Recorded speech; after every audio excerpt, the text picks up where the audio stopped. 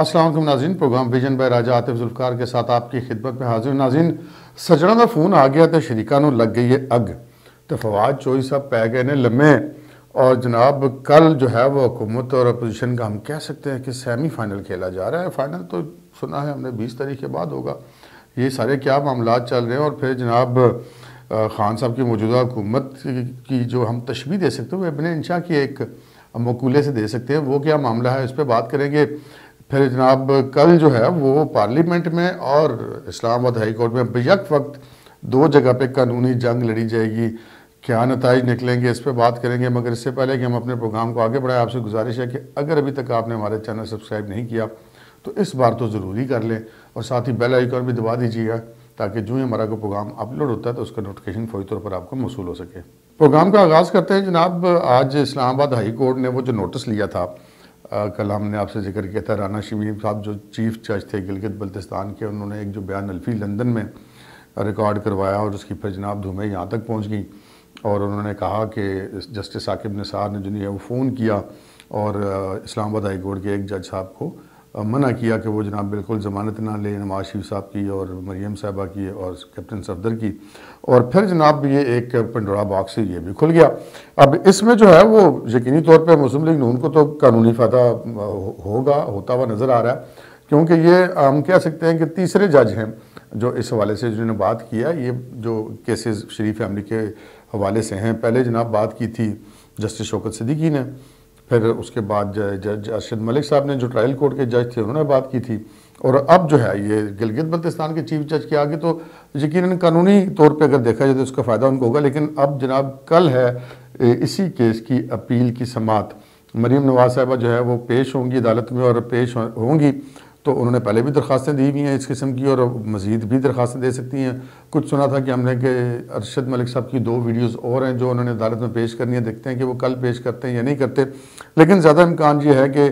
چونکہ جو بینچ جو اس کیس کو سن رہا ہے اس کے ایک جج کا نام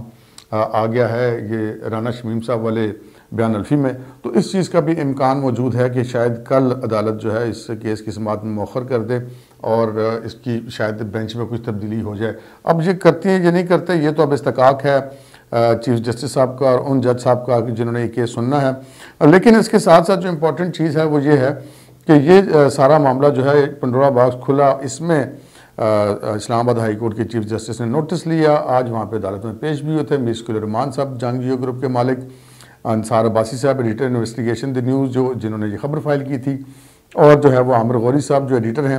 یہ سارے لوگ پیش ہوئے، اور انہوں نے عدالت سے کہا کہ جناب ہم نے تو حقائق کو سامنے لانے کے لیے بات کی تھی، ہم نے تو عدلیہ کے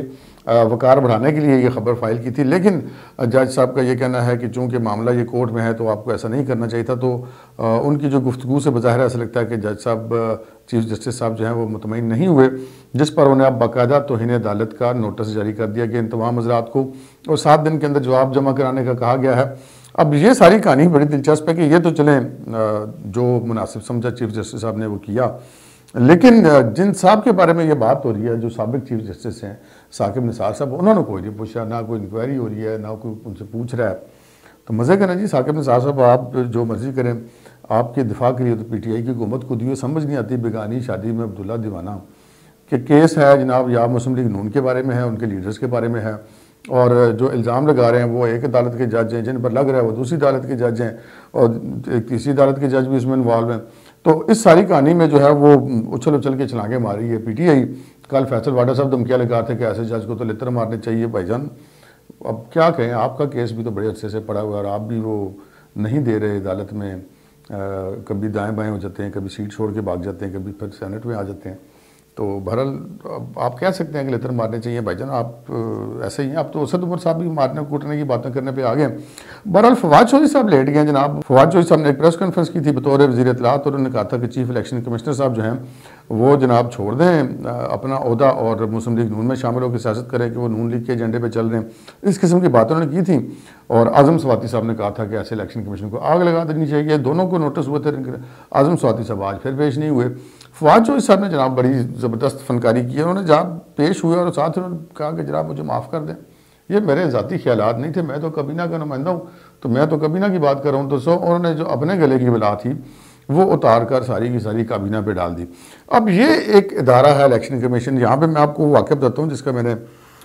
سٹارٹ میں ذکر کیا تھا۔ ابن انشا کی کتاب ہے، اردو کی آخری کتاب، اس میں انہوں نے بھارت کا ذکر کیا اور بڑا خوبصورت فکرہ تحریر کیا کہ بھارت ایک انتہائی امن پسند ملک ہے، اور اس کی امن پسندی کا ثبوت یہ ہے کہ تمام پڑوسی ممالک سے اس کے فائر بندی کے معاہدے ہو چکے ہیں، یعنی کہ وہ سب سے لڑ چکے ہیں۔ اصل میں وہ یہ کہنا چاہتے ہیں، لیکن انہوں نے جو ان کا اپنا ایک معیار ہے طنز کرنے کا، اس کے مطابق انہوں نے وہ تحریر لکھی۔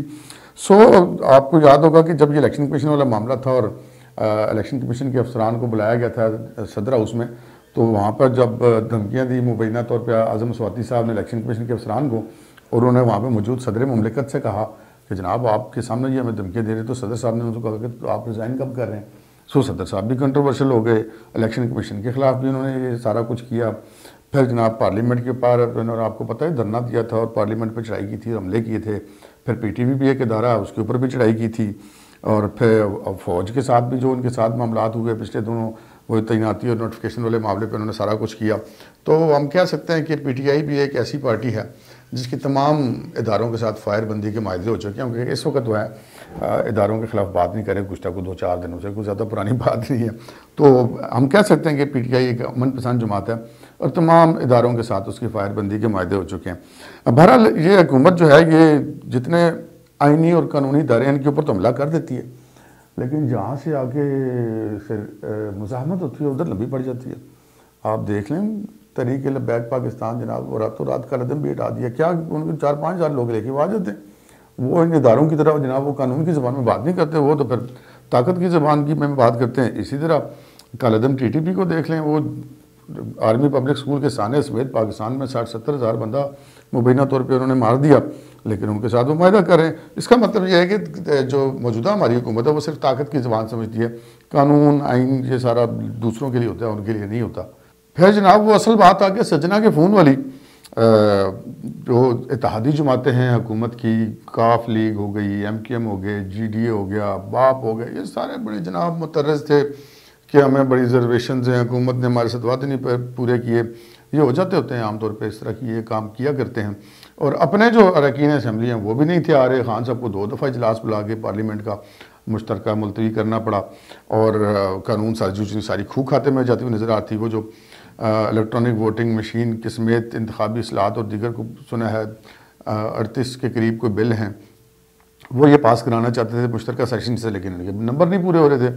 اور کہا جا رہا تھا کہ جناب فون نہیں آ رہا تھا، اس وجہ تو نمبر نہیں پورے ہو رہے۔ تو پھر جناب